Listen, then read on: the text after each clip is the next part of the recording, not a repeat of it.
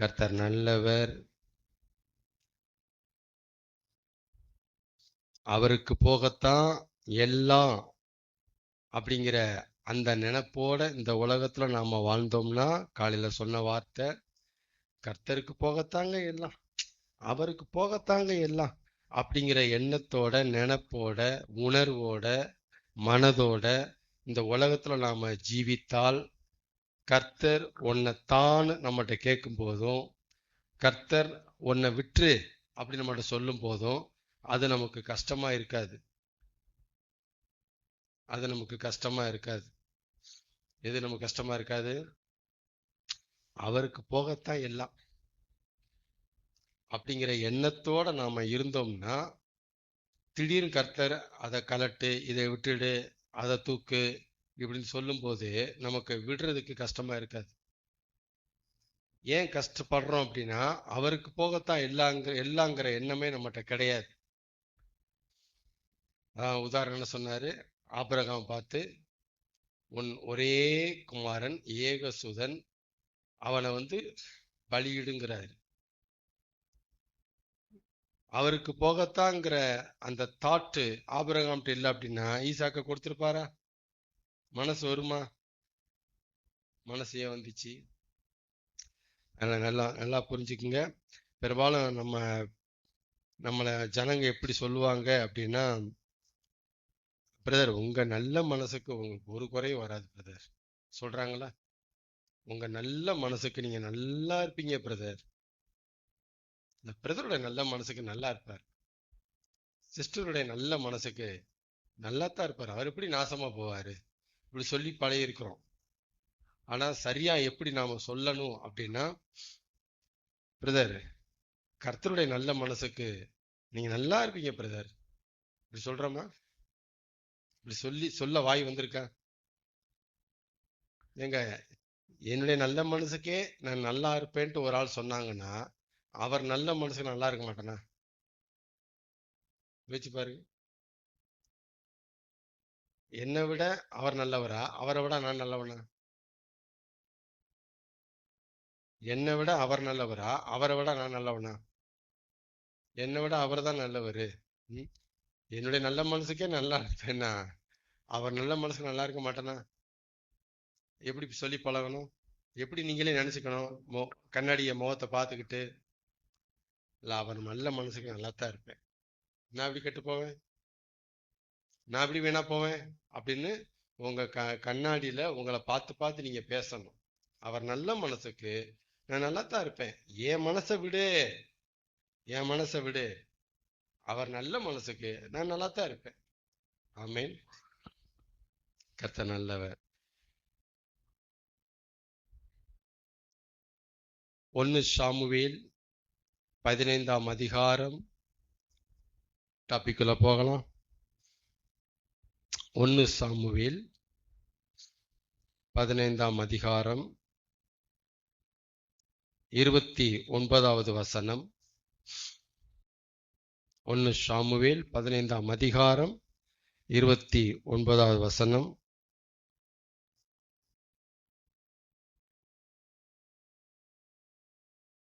ம் ம்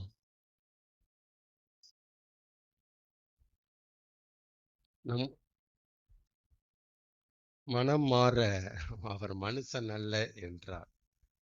இஸ்ரவேலின் ஜெய பலமானவர், தேவனாகிய ஆண்டவர், சேனைகளின் கர்த்தர், இஸ்ரவேலின் ஜெயத்தின் அந்த காரணமானவர், பலனானவர், பலமானவர். என்ன சொல்லியிருக்க அவரை பத்தி? பொய் சொல்லுகிறவரும் அல்ல. அப்புறம் சொன்னதை குறித்து மனஸ்தாபப்படுகிறவரும் அல்ல. மனம் மாற அவர் மனுபுத்திரனும் அல்ல. கரெக்டா? இதான் நம்ம கடவுளை குறித்து, நம்ம சாமியை குறித்து நான் அறிந்திருக்கிற உண்மை, சாமுவேல் அறிந்திருக்கிற உண்மை. என் ஆண்டவரை குறித்து, என் தேவனை குறித்து, நான் வழிபடுகிற சாமியை குறித்து என்கிட்ட இருக்கிற ஒரு அறிவு அவர் பொய் சொல்லுகிறவர் அல்ல, மனம் மாறுகிறவரும் அல்ல. ஆமென். கர்த்தர் நல்லவர். பாருங்க, ஒரு மேய்ப்பன் பல ஆடுகளை மேய்க்கலாம். சொல்லுங்க, நான் அங்கிருந்து ஆரம்பிக்கல. ஒரு மேய்ப்பன் பல ஆடுகளை மேய்க்கலாம். உங்களுக்கு புரியுற மாதிரி லாங்குவேஜ்ல பேசணும்னா, ஒரு பாஸ்டர் பல விசுவாசிகளை மேய்க்கலாம். பல விசுவாசிகளை மேய்க்கலாம். ஒரு மேய்ப்பன் பல ஆடுகளை மேய்க்கலாம். ஆனா ஒரு ஆடை பல மேய்ப்பன் மேய்க்க கூடாது. இதெல்லாம் வந்துட்டு ஊழிய ஒழுங்கு. திரும்ப சொல்றேன், உங்களுக்கு புரியுற மாதிரி சொல்றேன். ஒரு பாஸ்டர் பல விசுவாசிகளை மேய்க்கலாம், ரைட்ஸ் இருக்கு, அது ஒழுங்கும் கூட. சரிங்களா? ஆனா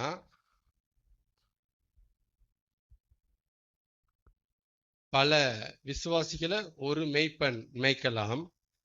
ஆனா ஒரு விசுவாசிய பல பாஸ்டர் மேய்க்க கூடாது. It's a rule. இதெல்லாம் வந்துட்டு ரூல். ஆமேனா இல்லையா? எல்லாம் தெளிவா இருக்கணும். நான் தெளிவா இருக்கேன் இதுல.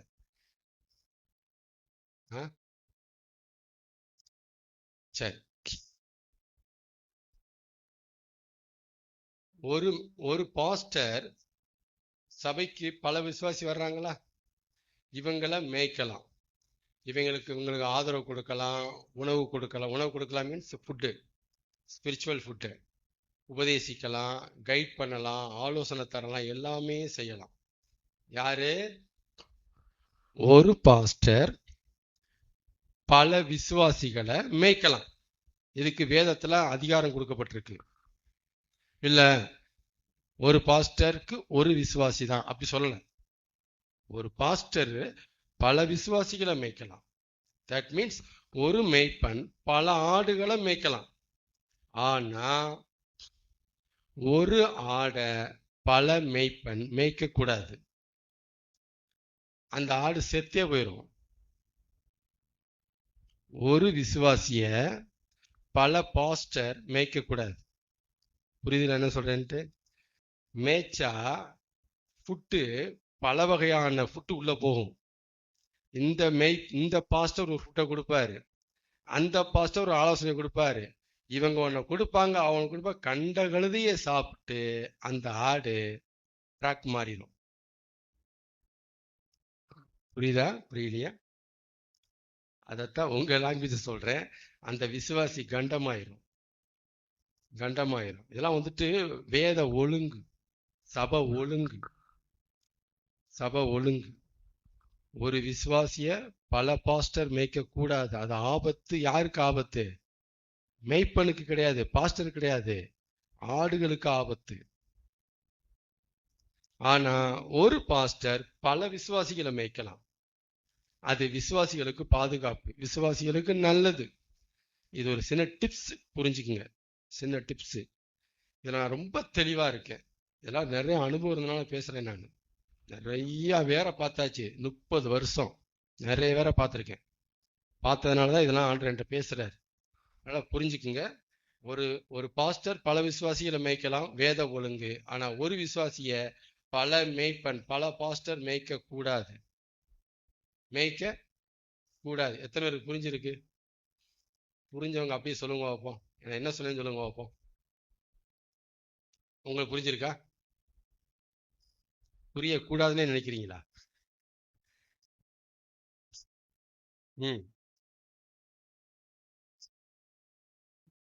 குறிப்பிட்ட ஒரு பாஸ்டர் தான் உங்களுக்கு பாஸ்டர். சரிங்களா? அப்பப்போ ஒரு ஸ்பெஷல் மீட்டிங் நடத்துறது போறது அது வேற. நான் அதை சொல்லல. நானு ரெகுலரா அங்க ஒண்ணு இங்க ஒண்ணு இப்படி போகக்கூடாது. அப்படி மேய்க்கப்பட்டுட்டீங்கன்னா உங்களை சொல்றேன், உங்களுக்கு ஃபுட்டு கலந்து போறதுனால டைஜஸ்ட் ஆகாது. உங்க ஆத்மா சீக்கிரம் வேற ட்ராக்ல போயிடும். ட்ராக் மாறிடுவீங்க, டெஃபினட்டா மாறுவீங்க. அதனால உங்களுக்கு ஒரு மேய்ப்பன் ஃபிக்ஸடா எல்லாருக்குமே இருக்கணும். ஃபிக்ஸட். இவர் நான் ஆடு, இவர் என்னுடைய மேய்ப்பன் அப்படிங்கிற அந்த அந்த அந்த எப்படி சொல்றது, அந்த அந்த பாயிண்ட், அந்த அந்த கோணம் மாறவே கூடாது. இவர் என்னுடைய மேய்ப்பன் அப்படிங்கிறதுல நீங்க ஸ்ட்ராங்கா இருக்கணும். இல்ல இவர் மேய்ப்பாரு, இந்த அவர் மேய்ப்பாரு, இந்த இவர் மேய்ப்பாரு, கண்டம். இவர்கிட்ட போய் ஆலோசனை கேட்போம், இந்த அவர்கிட்ட போய் ஆலோசனை, கண்டம் போச்சு. புரியுதுங்களா? அப்ப என்ன சொல்ல வரேன், எந்த ஆடை மேய்க்கணும் அப்படின்ட்டு மேய்ப்பன் முடிவு எடுக்கிறது இல்லை. அடுத்த பாயிண்ட் சொல்றேன். நான் இந்த ஆடை மேய்க்கணும், நான் இந்த ஆடை மேய்க்கணும், இது என்னுடைய முடிவு கிடையாது. ஆனா எந்த மேய்ப்பன், எந்த பாஸ்டர் தன்னை மேய்க்கணுட்டு விசுவாசி முடிவெடுக்க வேண்டியது கடமை. ரெண்டாவது பாயிண்ட் இது, எழுதி வைங்க. அப்படி ஒரு பாஸ்டர் எந்த விசுவாசியை தான் மேய்க்கணுட்டு முடிவெடுக்க முடியாது. இப்போ நம்ம மேய்க்கலாமே, நம்ம செவி பெறலாமே, அது ஏன் முடிவு கிடையாது, அது தப்பு அது. ஆனா ஒரு விசுவாசி எந்த சபைக்கு போனா கரெக்ட் அப்படின்ட்டு விசுவாசி தான் முடிவு எடுக்கணும். புரியுதா? புரியுதா? புரியல? கிளியர், ரொம்ப கிளியரா சொல்றேன், புரிஞ்சுக்குங்க. எந்த சபைக்கு போகணுங்கிறத பாஸ்டர் முடிவெடுத்து உங்களுக்கு சொல்லக்கூடாது. இந்த சபைக்கு வாங்கன்னா அது பாஸ்டர் வேலை கிடையாது. ஆனா எந்த சபைக்கு போகணுங்கிறத எடுக்கிற முழு அதிகாரம் விசுவாசிக்கு இருக்கு. நீங்க தான் முடிவெடுக்கணும். பாஸ்டர் முடிவெடுக்க கூடாது. இந்த சபைக்கு வாங்க, இந்த சபைக்கு வாங்க, வருஷம் வருஷம் சேலை தரேன், மளிகை வாங்கி போட்டுறேன், அது பாஸ்டர் முடிவெடுக்க கூடாது. பாஸ்டருடைய வேலை வர்றவங்களை மேய்க்கிறது, அவ்வளவுதான். இங்க வான் சொல்றது பாஸ்டருடைய வேலை கிடையாது. வந்தா மேய்ச்சி அனுப்புவாங்க, அவ்வளவுதான். வந்து ஆகாரம் கொடுத்து அனுப்புவாங்க, அவ்வளவுதான் வேலை. ஆனா பல இடங்கள்ல சாப்பிட்டுட்டு, ஆகாரத்தை சாப்பிட்டுட்டு டேஸ்ட் பார்த்துட்டு ஆடுதான் முடிவு எடுக்கணும். இங்க போலாமே, ஆடு எடுக்க வேண்டிய முடிவு. புரியுதுங்களா? இதுல மேய்ப்பன் தலையிடக்கூடாது, எல்லாம் பதிவாகுது. மேய்ப்பன் தலையிடக்கூடாது, ஆடுதான் முடிவெடுக்கணும். அதனால இது ஒரு சின்ன சின்ன டிப்ஸ் உங்களுக்கு சொல்லிட்டு இருக்கிறாரு. கவனமா இருங்க, கவனமா இருங்க. நான் சொல்றது எல்லாமே ஓப்பன் டாக். எதுவும் எனக்கு சாதகமாகவோ உங்களுக்கு சாதகமாகவோ நான் பேசவே இல்லை. சொல்றது எல்லாமே நடுநிலைமையா அது பேசுறேன். எல்லாருமே கரெக்டா வாழணும். நான் என் சைடு கரெக்டா இருக்கணும், நீங்க உங்க சைடு நீங்க கரெக்டா இருக்கணும். ஆமேன்னு சொல்லுங்க. நல்லா புரியுதுங்களா? தெளிவா இருங்க. அதனால எந்த மேய்ப்பன் என்னுடைய மேய்ப்பன்கிறத அடையாளம் கண்டுபிடிங்க. யார் எனக்கு மேய்ப்பனாக இருக்கணும் அப்படின்னு நீங்க முடிவெடுக்கணும். எல்லாரும் மேய்க்கணும்னு நினைச்சிடாதீங்க, மாட்டிக்குவீங்க. கண்டிப்பா மாட்டுவீங்க. நீங்க எல்லாரும் மேய்க்கட்டும், இவர் 2 நாள் மேய்க்கட்டும், அவர் 2 நாள் மேய்க்கட்டும், அங்க போனா 1 வாரம் மேய்க்கட்டும், தப்பு, டோட்டலா தப்பு. சரிங்களா? ஒரு மேய்ப்பன் என்னையும் மேய்க்கட்டும். நான் அப்பப்ப யூடியூப் பார்க்கிறேன், அது வேற. எதை நீங்க பார்த்தாலும் நீங்க பார்த்த உபதேசம் சரியான்ட்டு கிராஸ் செக் பண்றதுக்கு ஒரு மேய்ப்பன் உங்களுக்கு வேணும். எப்படி சொல்றேன் புரியுதுங்களா? யூடியூப்ல எல்லாத்தையும் பாருங்க, எல்லா சபையும் அங்க போங்க, விசேஷ மீட்டிங் போங்க வைங்க. ஆனா நீங்க கேட்ட உபதேசங்கள் சரியான்ட்டு ஒரு கிராஸ் செக் பண்ண உங்களுக்கு தனிப்பட்ட ஒரு மேய்ப்பன் கண்டிப்பா வேணும். நீங்க அதை வச்சுக்கிட்டு தான் ஆகணும். ஆமீன். ஏன்னா உங்களை விசுவாசி அழைச்சிருக்கிறாரு, எங்களை மேய்ப்பன் அழைச்சிருக்கிறாரு. அதனால சொல்றேன் நான். ஆமீன். கர்த்தர் நல்லவர். 1 சாமுவேல் 15:29 திரும்புவோம். அவர் பொய் சொல்லுகிறவரும் அல்ல. கவனிங்க, நம்முடைய ஆண்டவர் என்ன சொல்ல மாட்டாரு. எபிரேயர்ல சொல்லப்பட்டிருக்கு, இவ்வளவேனும் பொய்யுரையாத தேவன். அவர் வாயில பொய் வராது. அவர் பொய் சொல்லுகிறவரும் அல்ல. நம்பர் 1, உன்னை சொல்லிட்டு ஏமாத்துறவரும் அல்ல. நான் புரிஞ்சுக்கிட்டது அந்த வசனத்துல, மனமாற மனுபுத்திரனும் அல்ல. அப்படிலாம் என்ன அர்த்தம்னா, சொல்லிட்டு வாடா சொன்னா செஞ்சிடணுமா என்ன, அப்படிலாம் சொல்ல மாட்டாரு. என்ன சட்டமா சொன்ன அப்படின்னா ஏமாத்த மாட்டாரு. அப்ப நம்முடைய தேவன் பொய் சொல்றவரும் இல்ல, அதோட மட்டும் இல்ல, அவர் வாயில பொய் வராது. அப்படி சொல்லிட்டு செய்யாம போக மாட்டார். ஏமாத்துறது.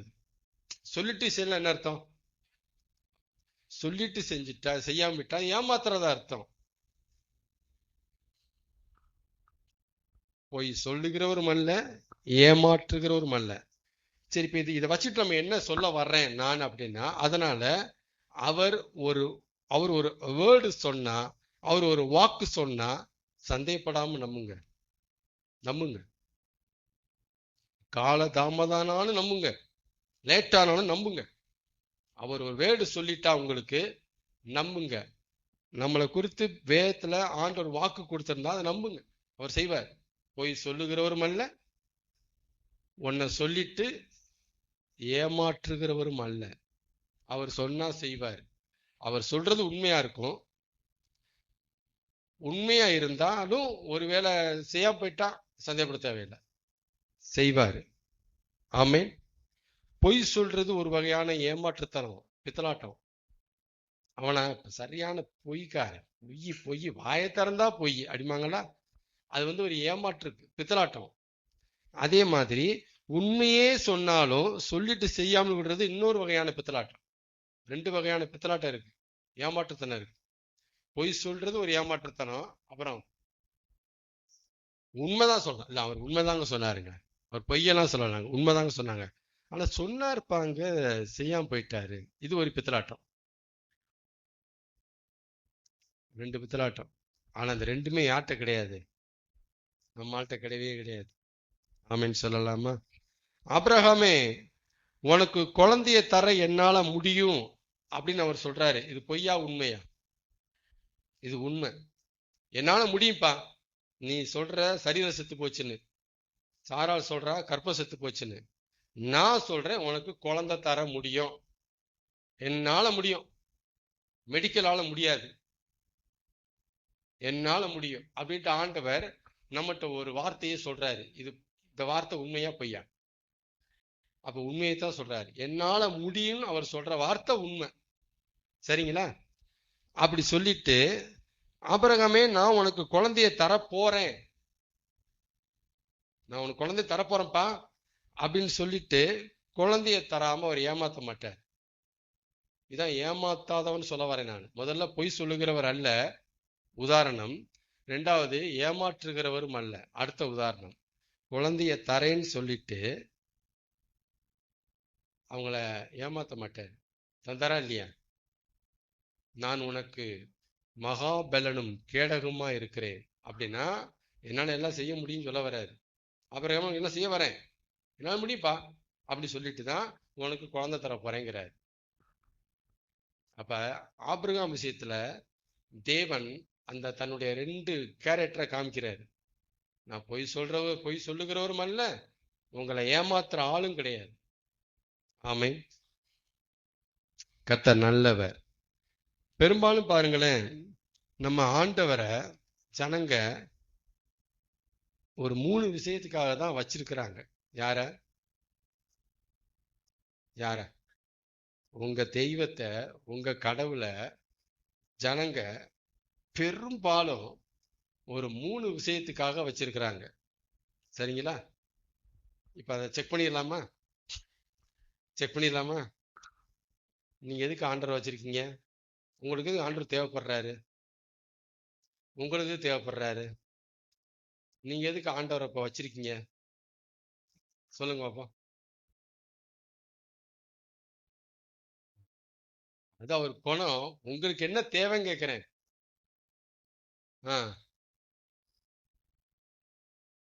ஒத்துமையா இருக்கணும். யார் சொல்ற பேச்ச? அவங்க சொல்ற பேச்ச அவர் கேட்கணுமா? சரி, பசங்க சொல்ற பேச்ச கேட்கணும். சரி, இதுக்கு உங்களுக்கு ஆண்டவர் தேவைன்னு வச்சிருக்கீங்க அவரை. சரிங்களா? அவரை நீங்க வச்சிருக்கீங்க. நீங்க எதுக்கு வச்சிருக்கீங்க சிஸ்டர்? ஆண்டவரை எதுக்கு நீங்க வச்சிருக்கீங்க? பரலோகத்துக்கு நான் போகணும், அதுக்கு அவர் தேவைப்படுறாரு. ரைட். பாருங்க, எல்லாம் லிஸ்ட்ல வருது பாருங்க, கரெக்டா? நீங்க சொல்லுங்க சிஸ்டர், எதுக்கு இத்தனை வருஷமா ஆண்டவர் வச்சு கும்பிடுறீங்க, வச்செல்லாம் பண்ணிருக்கீங்க? எதுக்கு ஆண்டவரை நீங்க வச்சிருக்கீங்க? எல்லாம் விசாரிச்சு பார்த்தா லிஸ்ட் வந்துட்டு இருக்கு. உங்களுக்கு எதுக்கு ஆண்டவர் தேவைன்னு வச்சிருக்கீங்க? தேவையில்லாம நம்ம எதையும் வச்சுக்க மாட்டோம். சரிங்களா? ஏதோ தேவை, ஆண்டவர் நீங்க வச்சிருக்கீங்க. என்ன தேவை? ஆமா, கஷ்டத்துல உதவி செய்யணும். வேற எது இருக்கா?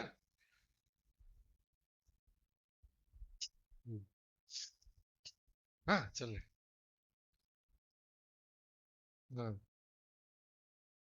ஆமா, அது உங்களுக்கு பிடிச்சது. இதுக்கு அவர் தேவைப்படுறாரா? அது நீங்க செய்யுங்க. உங்களுக்கு எதுக்கு தேவைன்னு கேட்கிறேன். ஆண்டவர் உங்களுக்கு எதுக்கு தேவைப்படுகிறார்? வீட்டுல டூத் பேஸ்ட் இருக்கா? எதுக்கு தேவை? அந்த மாதிரி ஆண்டவர் நீங்க வச்சிருக்கீங்களா? எதுக்குன்னு கேட்கிறேன் நான். எதுக்கு? வீட்டுல பல்ப் எரியுதா? எதுக்கு? அப்ப ஏதோ தேவைக்குத்தானே வச்சிருக்கீங்க எல்லாத்தையும். அப்ப ஆண்டவரை எதுக்கு வச்சிருக்கீங்கன்னு கேட்கிறேன் நான். சரி சரி, இப்ப சொல்றேன் பாருங்க.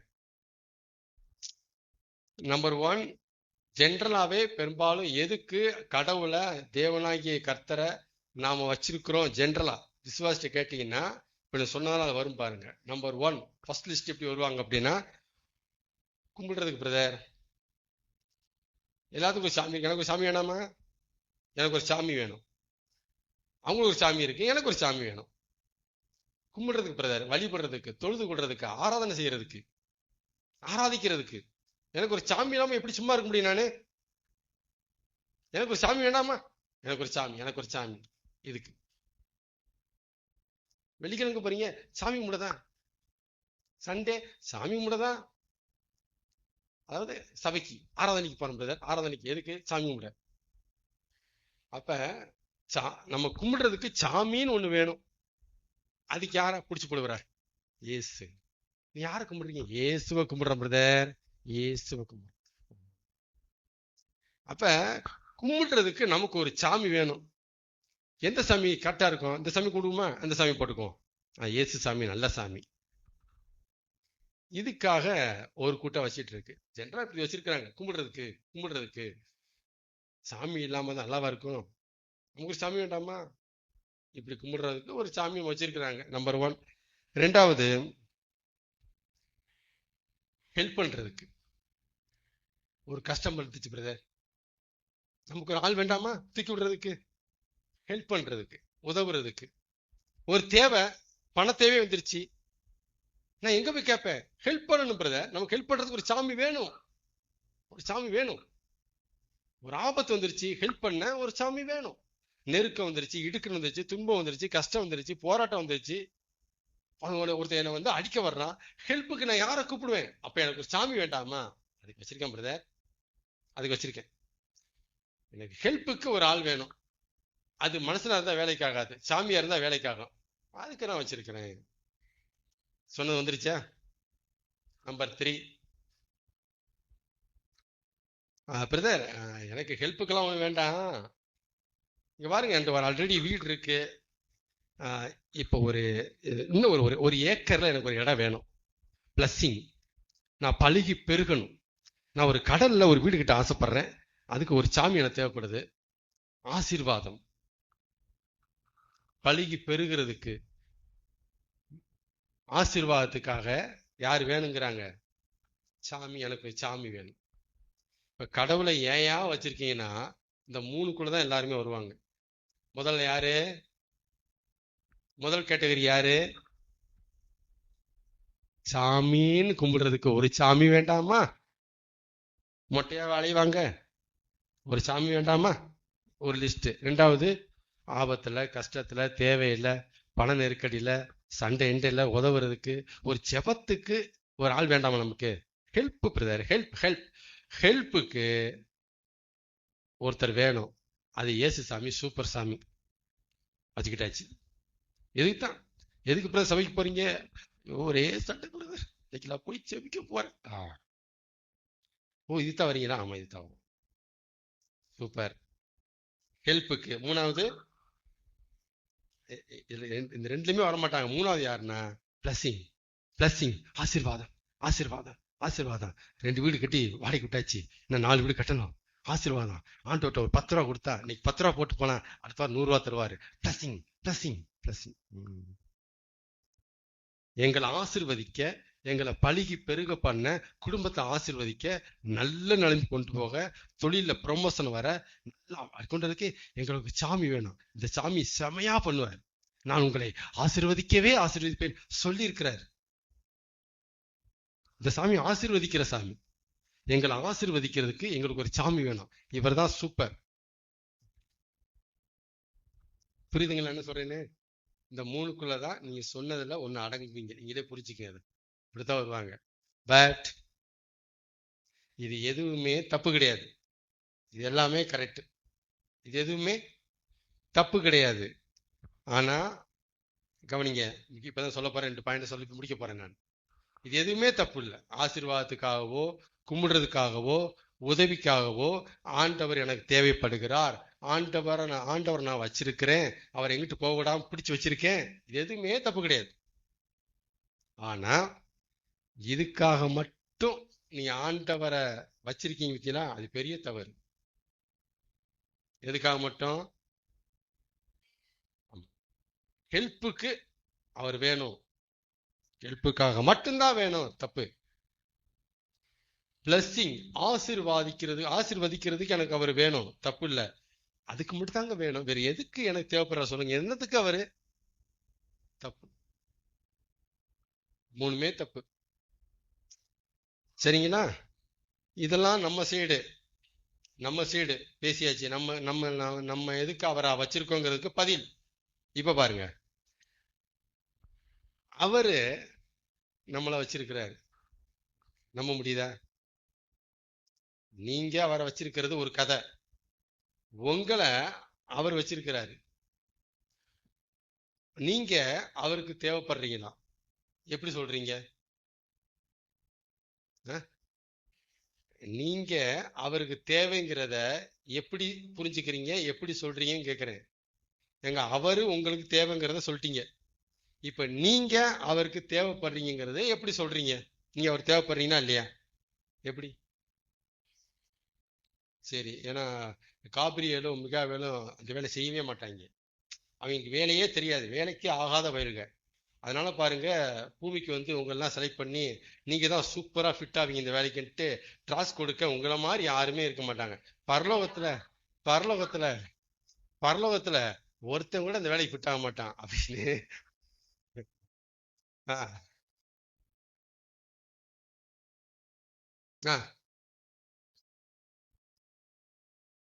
ஆத்தும ஆதாயம் செய்யன்னு சொன்னாரு. அந்த தேவைக்காக உங்களை வச்சிருக்கிறாரு தான் கேக்குறேன் நானு.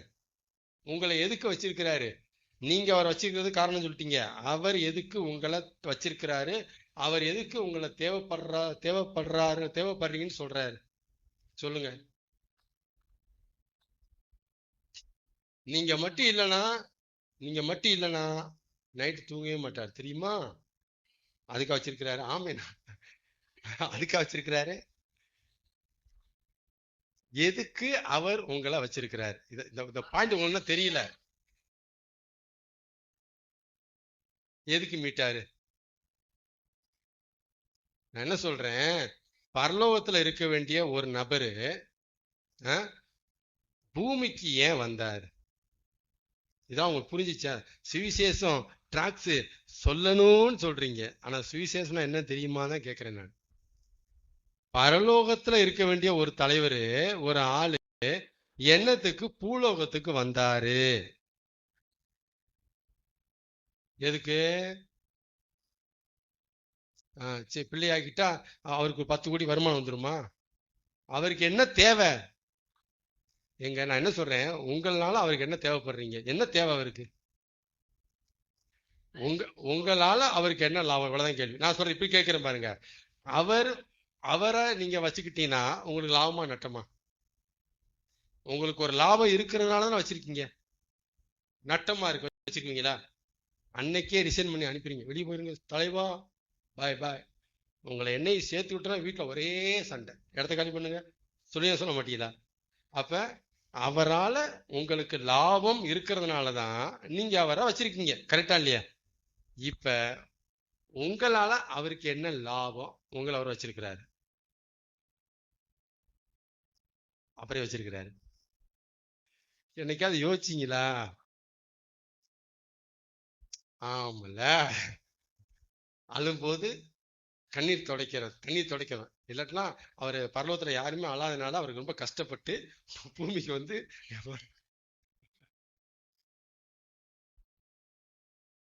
டைட்டா இது டைட்டு கிடையாது. வளர்ந்த விசுவாசின்னு சொல்றோம்.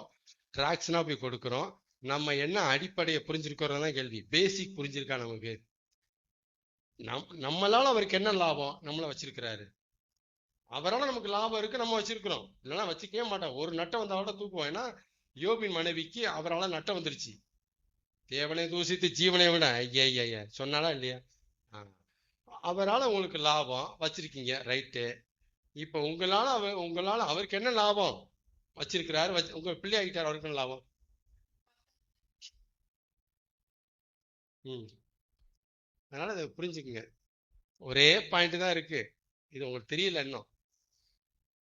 உங்களால அவருக்கு என்ன லாபம் கேட்டீங்கன்னா நத்திங். ஒண்ணுமே கிடையாது. 5 பைசா பிரயோஜனம் கிடையாது. யாரால? உங்களால அவருக்கு 5 பைசா பிரயோஜனம் கிடையாது. முதல்ல நம்புங்க. 5 பைசா பிரயோஜனம் கிடையாது. அப்புறம் ஏன் அந்த ஆள் நம்மளை வச்சிருக்கிறாரு? அந்த கேள்வி வந்துச்சா? இப்ப என்னால உங்களுக்கு 5 பைசா லாபம் இல்லையா? ஆமா. அப்புறம் இடத்துக்கு செத்தீங்க. எதுக்கு ரத்தத்தை செஞ்சீங்க கேட்டீங்களா நினைக்காது? பரலோகத்துல ஆள் ரொம்ப கம்மி. அதனாலதான் பாருங்களேன், ரத்தத்தை கொடுத்து சிந்தி இங்க 10 பேர் எடுத்து போனேன். அதுக்கு வந்தாரு, அங்க ஆள் கம்மியாமா? அப்புறம் என்ன எதுக்கு? 5 பைசா லாபம் இல்ல. அது போல உணர்றீங்களா? உங்களால அவருக்கு என்ன லாபம்? 5 பைசா லாபம் கிடையாது. இதான் உண்மை. அப்புறம் எதுக்கு? அப்புறம் எதுக்கு உங்களுக்கு தேவைப்படுறாரு?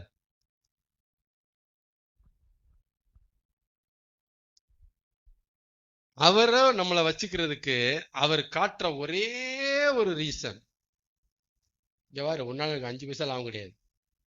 அப்புறம் வச்சிருக்கீங்க கேட்டேன்னா அப்படியே அவர் கண்ணு கலங்கும். கலங்கிட்டு உன் மேல எனக்கு பாசம்டா. நேரம் அப்படி அழுதுருக்க வேண்டாம். என்னால உங்களுக்கு 5 பைசா லாபம் இல்லை. அப்புறம் எதுக்கு என்னை தேவைன்னு சொல்றீங்க? எனக்காக ஏன் செத்தீங்கன்னா? உன் மேல பாசம். எனக்கு நீ வேணும். உன்னால 5 பைசா எனக்கு லாபம் வேண்டாம். நான் கேட்கல, எனக்கு தேவைப்படலை. அதை மீறி எனக்கு உன்னை வேணுங்கிறேன்னா உன் மேல எனக்கு பாசம். நான் உன்னை லவ் பண்றேன். நான் உன்னை லவ் பண்றேன். நீ எனக்கு வேணும். லாபம் இல்லையே, தேவையில்லை. அன்பு லாபத்தை பார்க்காது.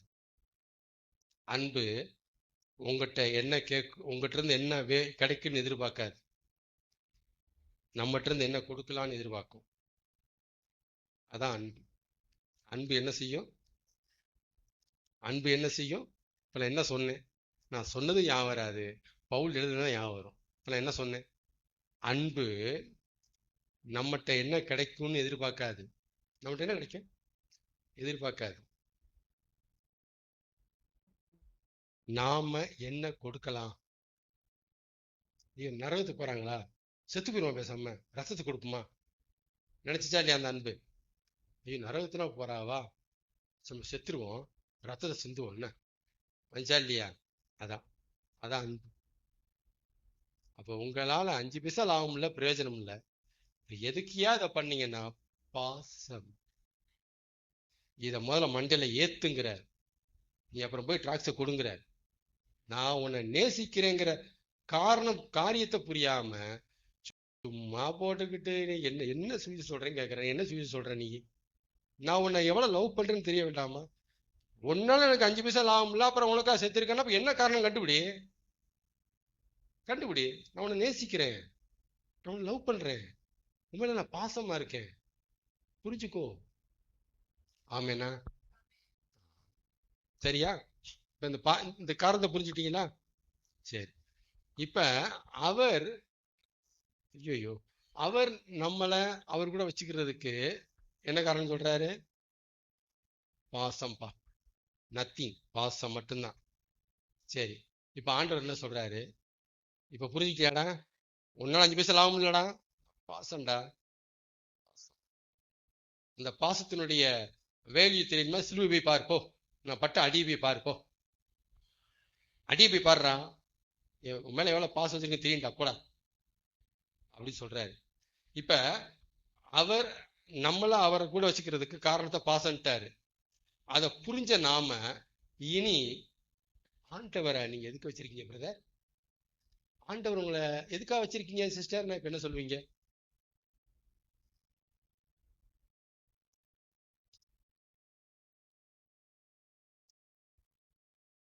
அவர் உங்களை வச்சுக்கிறதுக்கு பாசன் காரணம் காமிச்சிட்டாரு. இனிமே இதை புரிஞ்ச நீங்க இனிமே ஆண்டவரை நீங்க எதுக்கு வச்சிருக்கீங்க, என்ன காரணம் சொல்லுவீங்க? ஜீசஸ் ஏன் நீங்க கூட வச்சுக்கிறீங்க, என்ன காரணம் சொல்லுவீங்க? என்னமா சொல்லணும்னு அவர் எதிர்பார்க்கிறாரு. ஏன் அவரா எனக்கு லாபம் எது வேணாங்க, என்ன ஆசீர்வதிக்க வேண்டாம், எனக்கு உதவ கூட வேணாங்க தாயே, அப்புறம் எதுக்கு வச்சிருக்க, எல்லா நேரத்திலும் வச்சிருக்காங்க. இல்ல, அவர் என்னை நேசிக்கிறாரு, நான் அவரை நேசிக்கிறேன், அதுதான் கூட வச்சிருக்கேன். உங்களால சொல்ல முடியுமா? நான் சொல்றேன் புரியுதா? உள்ள இருந்து பேசுறேன், உங்களுக்கு புரியுதா? ஆண்டவர் உங்களை பாசத்தின் அடிப்படையில கூட வச்சிருக்கிறாரு, தேவையின் அடிப்படையில வச்சுக்கல. ஆனா நீங்க தேவையின் அடிப்படையில ஆண்டவர் வச்சிருக்கீங்க. பாசத்தின் அடிப்படையில வச்சிருக்கிறோமா? ஒருவன் என்னில் அன்பா இருந்தால் என் கற்பனைகளை கை கொள்ளுவான். சீமோனே, நீ என்னை நேசிக்கிறாயா, நீ என்னை நேசிக்கிறாயா, என்ன கேட்டாரு? நீ என்னுடைய நேசத்தை புரிஞ்சிருக்கியே, என்னை நேசிக்கிறாயா? 5 பைசா ஒன்னா எனக்கு லாபம் இல்லடா பேதுரு, 5 பைசா லாபம் இல்லடா, செத்த இல்ல, நீ என்னை நேசிக்கிறாயா, நீ என்னை நேசிக்கிறாயா? ஆமேனா? அப்ப தேவன் நம்மள கூட அவர் கூட வச்சுக்கிறதுக்கு ஒரே காரணத்தை காட்டுறாரு, நாமளும் அதே காரணத்தை காட்டணும். ஆண்டவரை ஏன் வச்சிருக்கீங்க? நான் அவரை லவ் பண்றேங்க, நான் அவரை நேசிக்கிறேங்க, பாசங்க. எங்க 5 பைசா தரவேனாங்க, அவரு பாசம் வச்சிருக்காருங்க.